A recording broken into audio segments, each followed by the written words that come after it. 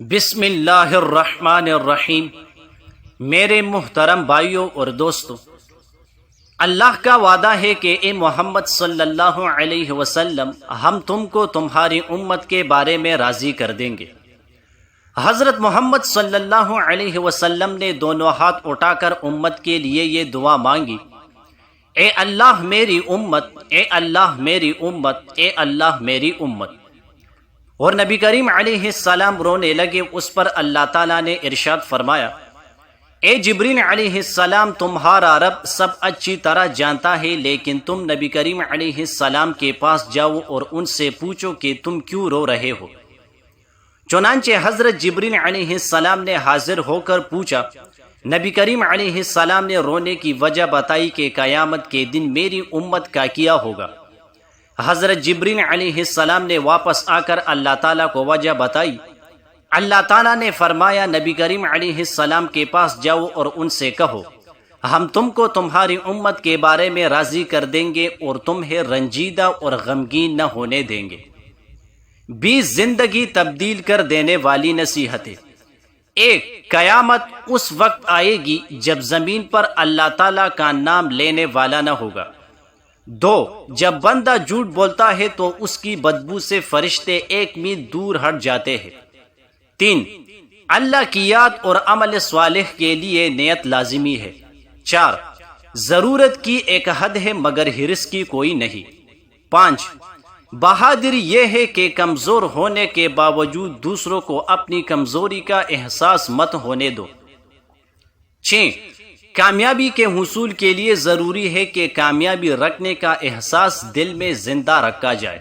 7، منجمد لوگوں کا سہارا مت لو ورنہ وہ تمہیں بھی منجمد کر دیں گے۔ 8، اللہ والے بات بات پر تکلیف کا اظہار نہیں کرتے۔ 9، جس کا کوئی مقصد نہیں اس کا کوئی منزل نہیں۔ 10، سختیاں انسان کو طاقتور بنا دیتی ہے مگر انسان کو صبر کرنے کی طاقت حاصل ہو۔ 11، شخصیت کو نشوونما اس وقت رکتی ہے جب انسان اپنے آپ کو کامل سمجھتا ہے۔ 12، کوشش تمہارا کام ہے اور نتیجہ نکالنا اللہ کا کام ہے۔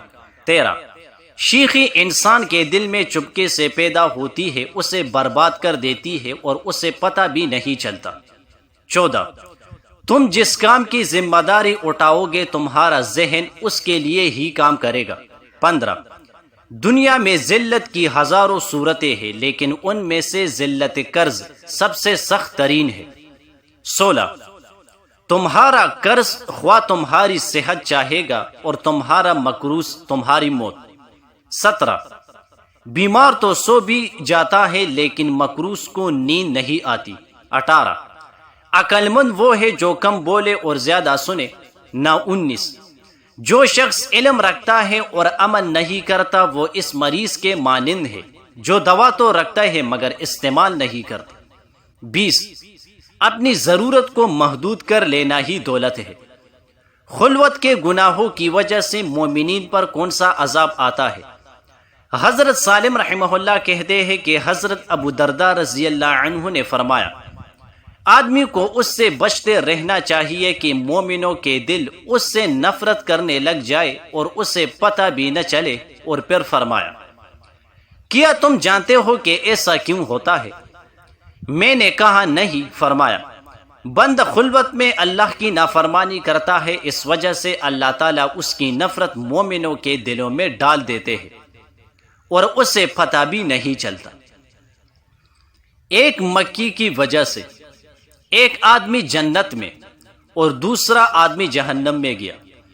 طارق بن شہاب مرفوعاً روایت کرتے ہیں کہ صرف ایک مکی کی بدولت ایک شخص تو جنت میں داخل ہو گیا اور دوسرا جہنم میں۔ لوگوں نے تعجب سے پوچھا، یا رسول اللہ صلی اللہ علیہ وسلم، یہ کیسے فرمایا؟ کسی قوم کا ایک بت تھا، ان کا دستور یہ تھا کہ کوئی شخص اس پر بیم چڑھائے بغیر ادھر سے گزر نہیں سکتا تھا۔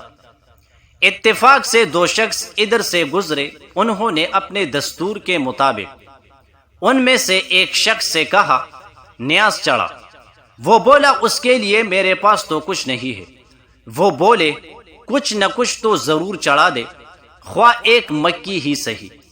اس نے ایک مکی چڑھا دی اور اس وجہ سے وہ دوزخ میں گیا۔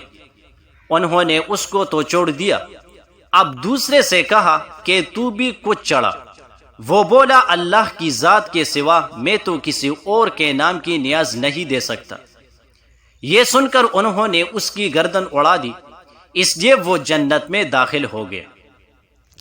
جزاک اللہ۔